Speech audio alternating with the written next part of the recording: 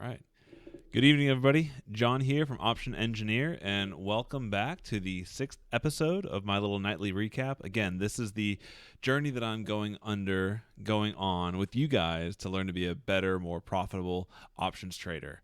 If this is the first time you're tuning in, I'm so glad you guys are here. I hope you're going to get something out of the show tonight.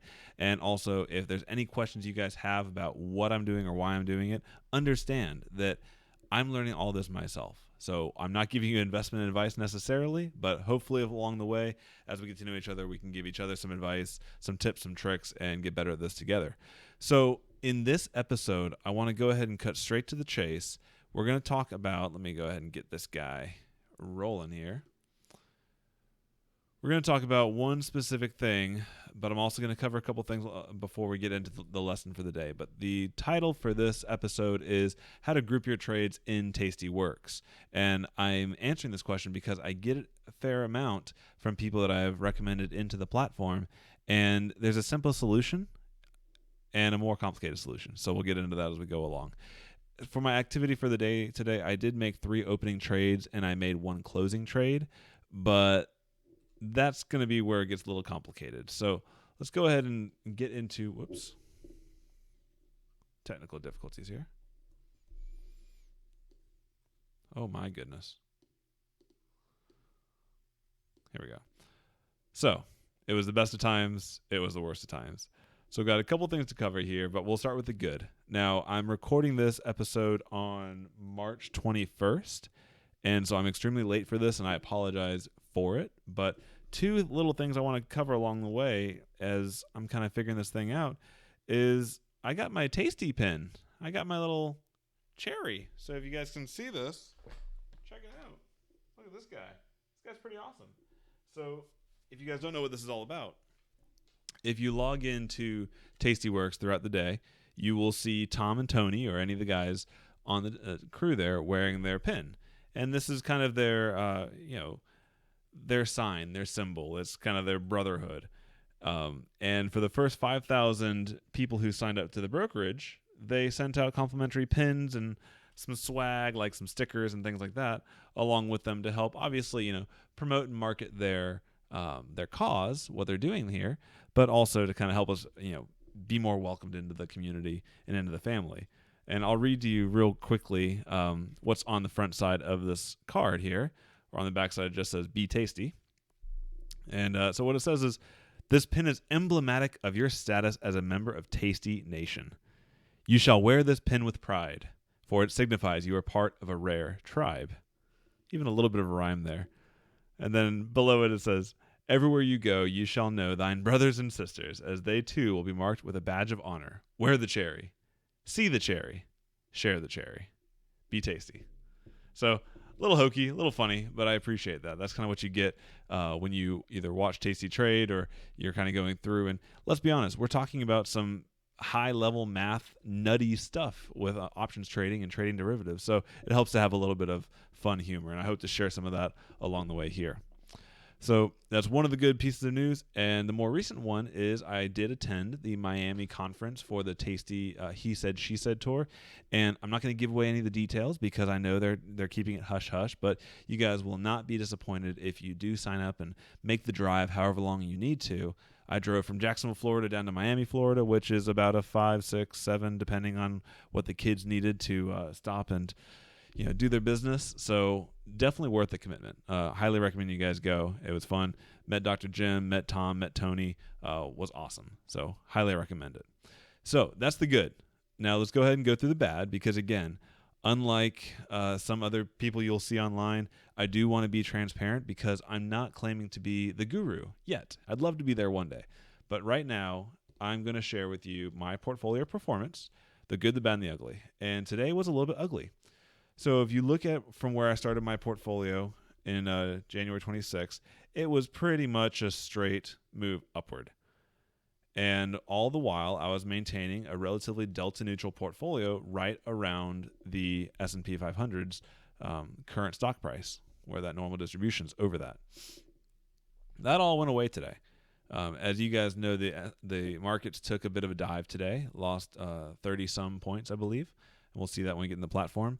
And even though I was carrying around negative 10 delta, which was where I thought I needed to be from an overall neutrality standpoint, and I got that using my account net liquidation value of about 10,000. I wanted to be about 0.1% to the negative side, and I was. So I thought I was well prepared for kind of anything that happened. But I think as we go through and look through how my portfolio is constructed, we'll see some of the potential issues that came along the way. So let's go ahead and move into the portfolio, and I will get my face off the screen so you guys can see everything we're looking at here. And if you're in the live chat, go ahead and leave a question, leave a comment. Let me know you guys are there, and we'll move on from there. So looking at my portfolio, let me just close some of this up.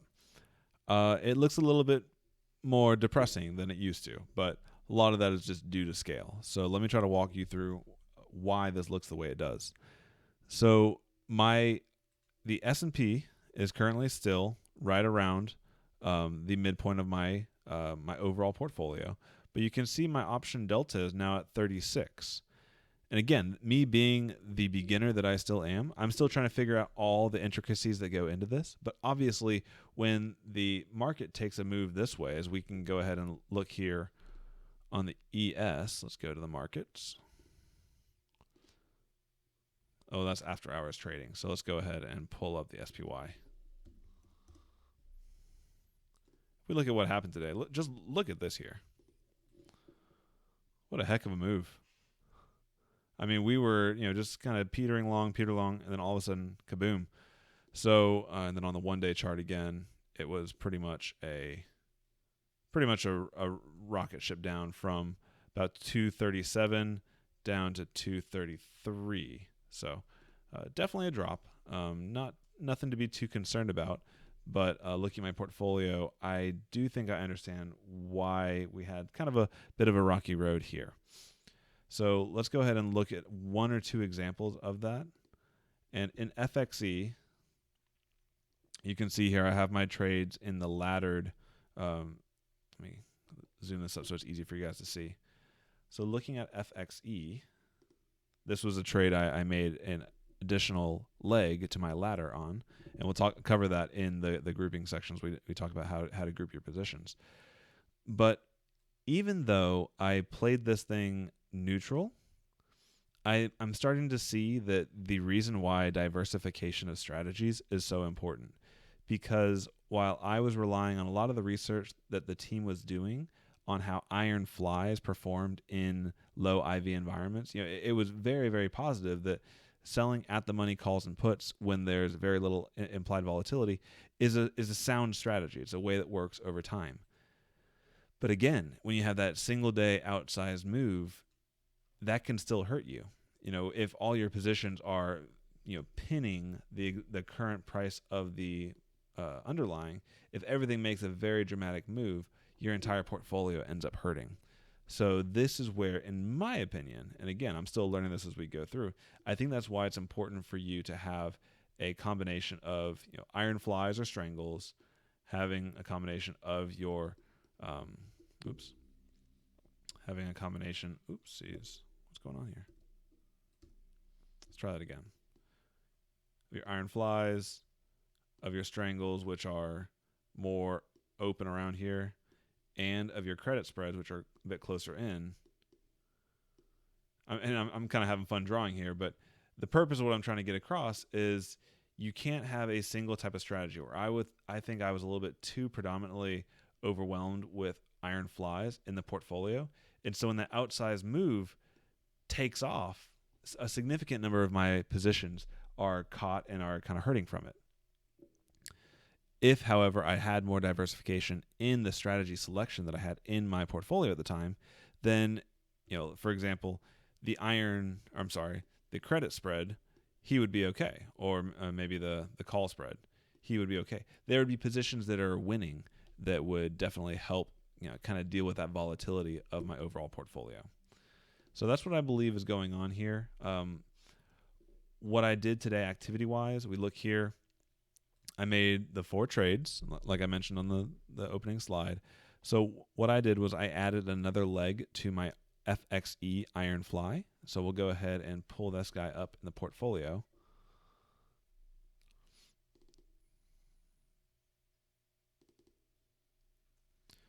So in FXE, let's go ahead and clear this out. This is why we're going to talk about laddering or grouping your positions, because what I did here originally was while the stock price was around 103, I sold this iron fly. Let's go to the curve view and hide my working positions here. So when the stock price was currently sitting here at 103, I sold the iron fly here and here. But then the stock price or the FXC decided to just make its way right on up from 103 to 105, which took me right around to my break even point. And what I have learned to do to help with that volatility is to go ahead and instead of trying to go inverted, which means to pull this guy up, if you make your position size small enough, you can very easily just stack on, I'll just make this a different color, stack on a different iron fly, which would look something like this. And what this does in practice is this creates an overall iron condor that has kind of a legged way out to zero. And I'll show you what that looks like here. Let me clear this guy out, open up FXE.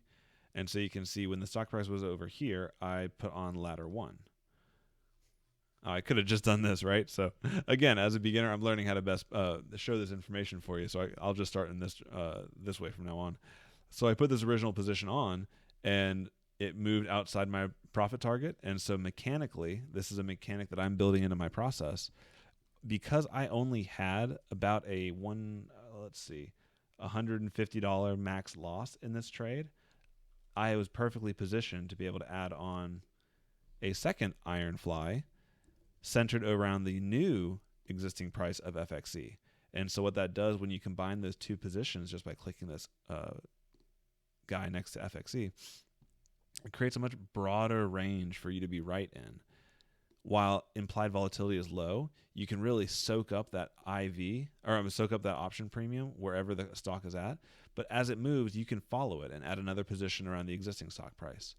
Again, with only such a small account value that I'm hoping to increase as I learn more in options trading, you'll be able to put on 3, 4, 5 legs of these, especially with a commission schedule that makes it advantageous for you to put single contract trades on at a time. The challenge with this, and getting into now kind of the lesson of the day, I guess you can call it, is keeping track of all of this. So let's go to an example that I left open that was a very similar situation in GLD, where I also today, you can see, I did a similar iron fly. So going into the portfolio, this is what GLD looks like now. I'm sorry, let me close that guy off. So this is what GLD looks like now. Very similar to the previous position in FXE, because it started out as an iron fly as well. But the challenge is I'm left with this mess down here. Let me go ahead and move this guy up. So now I'm left with this mess. And it's very difficult for you to know what is the original trade and what was the second ladder in that trade. So what we're going to cover very briefly, because it's very simple and it'll make total sense to you as we go through it, is how to group those positions together in an intuitive way for you. Let me see if I can, there we go. So now I've got a little more space here to work with. So as you're going through, the easiest way, especially if you're doing this on the day of placing the second trade, is you'll notice you're not going to have any today percentages on some of those lines. And so as you collect those up, you can just click on group positions. And when you click that, it'll offer you the opportunity to name it, a particular strategy. And you can do that. I like to be a little bit more descriptive. So I want to call it ladder 2. Because as I ladder into the trades, I want to know which one I got into first, which one I got into second. I don't want to just call it iron fly or something else, which is descriptive, but not what I wanted to do. So I'll go back through again, select the next set, and call it ladder 1. So now by doing this, when I glance at the position, I'm given a lot of opportunities now on how to look at this information. So, for example, I could pull up individual legs, and I can see how part of that trade is doing. I could check the entire box next to ladder 1, for example, and it'll specifically open up that group of trades here for me to analyze. And again, like always, I can click on GLD right next to it, and it'll open up the entire existing position for that ticker symbol. So a lot of flexibility here. It's definitely a functionality that I am excited to see come to the desktop platform. As I've mentioned before, I'm looking to move to the desktop platform, but certain things need to work very, very well to take away from some of the functionality that currently exists on the web platform. And this is definitely one of those features where I don't believe exist yet on the desktop platform, but I know the team is working at it. So let's see where I'm at so far, about 15 minutes. So I think that's about enough for tonight's episode. If you guys like what you're seeing, please click the subscribe button. Let me go ahead and show you myself again. If you guys like what you're seeing, click the subscribe button. I'm really enjoying learning options trading using the platform. If you like what you see and you haven't signed up yet for Tastyworks, please look in the description below. I've added a link for you to go and sign up. They're very quick at getting your application through, and if you want to support me, it's a referral code, and if you guys go to Tastyworks, you can see all the cool stuff they're doing with their referral program. So really excited to be working on this platform, learning what I'm learning, and sharing it with you guys. So have a great night. Hope you guys and your family are doing well, and I'll see you guys next time.